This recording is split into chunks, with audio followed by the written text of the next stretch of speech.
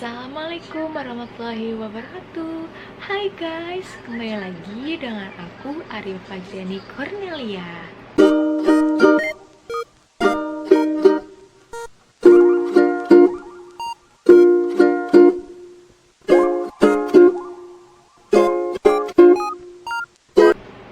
Setelah beberapa bulan yang lalu aku nggak upload video ke YouTube, hari ini aku akan membahas 5 tips untuk membuat pembelajaran di kelas jadi lebih menyenangkan.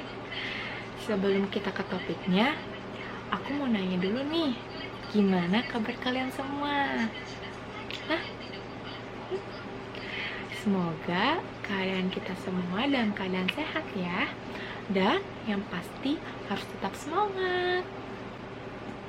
Nah, hari ini aku nggak akan membahas tentang bagaimana caranya pembelajaran daring jadi lebih menyenangkan.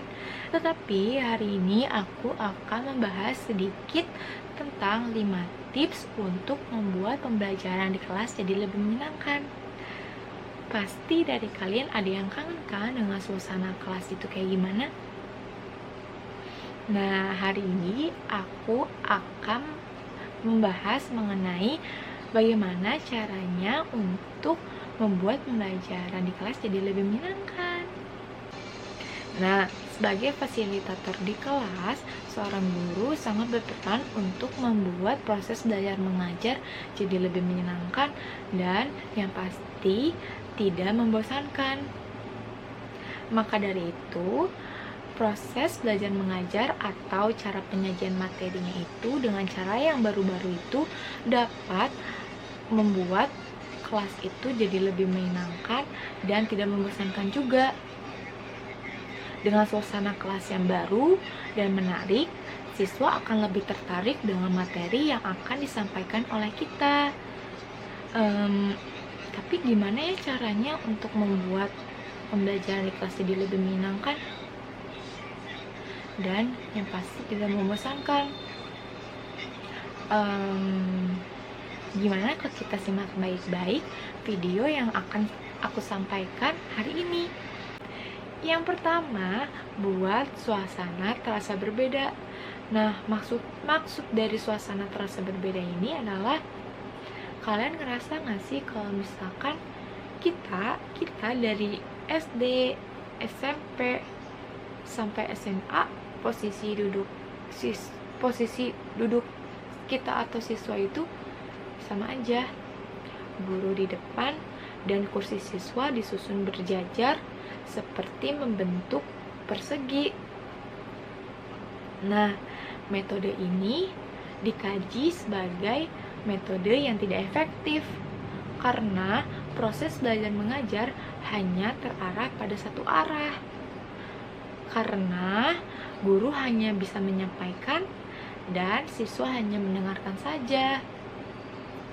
Nah, agar suasana kelas jadi lebih menyenangkan, maka coba susun ulang ruangan kelas seperti kursi, meja, yang lainnya gitu.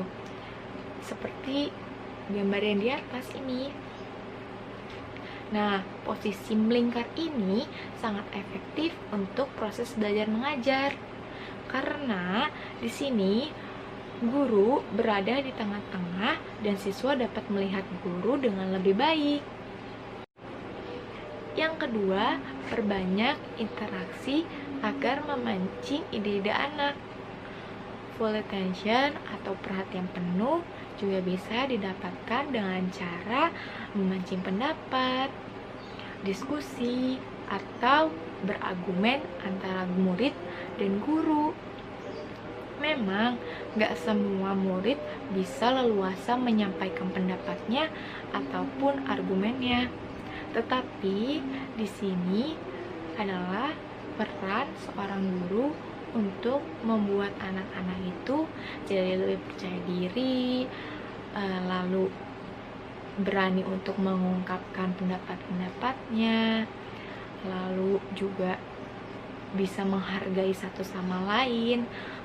Menghargai satu sama lain dalam artian bisa menghargai pendapat-pendapat teman yang lainnya, serta menghargai apapun yang mereka ungkapkan, seperti yang tadi, argumen, pendapat, ide, atau saat diskusi-diskusi yang lainnya. Yang ketiga, ada memanfaatkan teknologi. Nah, di zaman sekarang atau era sekarang sangat penting untuk kita semua untuk memanfaatkan teknologi.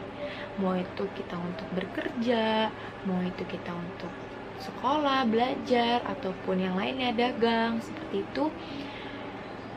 Kita bisa gunakan di teknologi di zaman sekarang gitu. Penggunaan teknologi juga dapat membantu guru menciptakan suasana kelas itu jadi lebih aktif dan yang pasti dengan suasana yang berbeda. Nah, gunakan laptop, komputer, ataupun proyektor untuk menggantikan buku-buku yang ada di kelas ataupun buku-buku yang siswa-siswa punya, untuk mengubah materi pelajaran dari buku tersebut menjadi audio visual.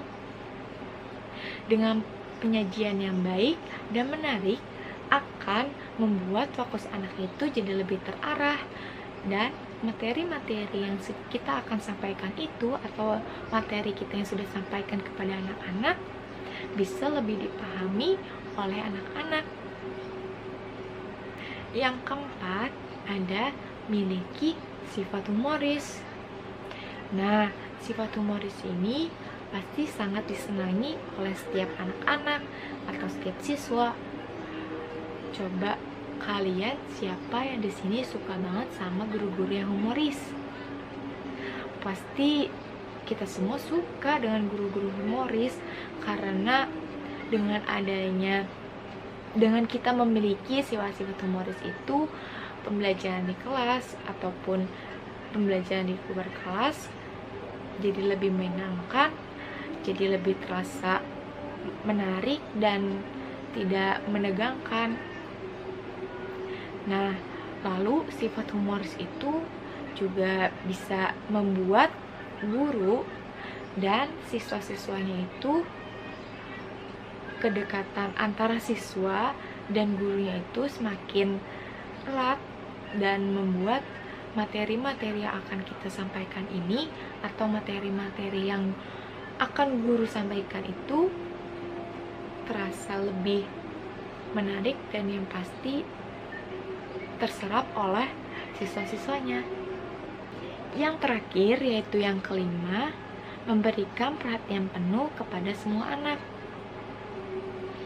Nah, terkadang ada beberapa guru yang akan memberikan perhatiannya kepada anak-anak yang aktif ataupun yang pintar di kelasnya, sedangkan anak-anak yang diam saja di kelasnya biasanya akan kesulitan untuk mendapatkan kesempatan untuk menuangkan ide-ide mereka atau ide-ide yang mereka punya untuk menuangkan di kelas-kelasnya. Padahal siswa-siswa yang pendiam itu tentu saja akan mempunyai kelebihannya sendiri-sendiri, dan setiap anak-anak juga memiliki kelebihan dan kekurangan yang berbeda-beda. Nah, kita sebagai seorang guru harus memberikan atau membuat anak-anak itu menjadi lebih bisa percaya diri, percaya untuk memberanikan diri untuk mengungkapkan ide-ide mereka, argumen mereka, dan yang pasti berani untuk menuangkan ide-ide yang mereka punya. Karena pasti setiap anak itu memiliki ide-ide yang mereka sudah rancang dan mereka ingin sampaikan kepada teman-teman ataupun ke guru-gurunya. Jadi seorang guru itu harus bisa membuat anak-anaknya itu jadi lebih berani ya. Nah, itu tips-tips untuk membuat pembelajaran di kelas jadi lebih menyenangkan. Seorang guru harus memberikan suasana kelasnya itu jadi lebih menyenangkan saat proses belajar mengajar, agar anak-anaknya itu saat belajar itu tidak merasa tertekan, tidak merasa bosan dengan materi-materi yang kita sampaikan ataupun materi yang guru-guru atau bapak ibu yang sudah sampaikan kepada anak-anak,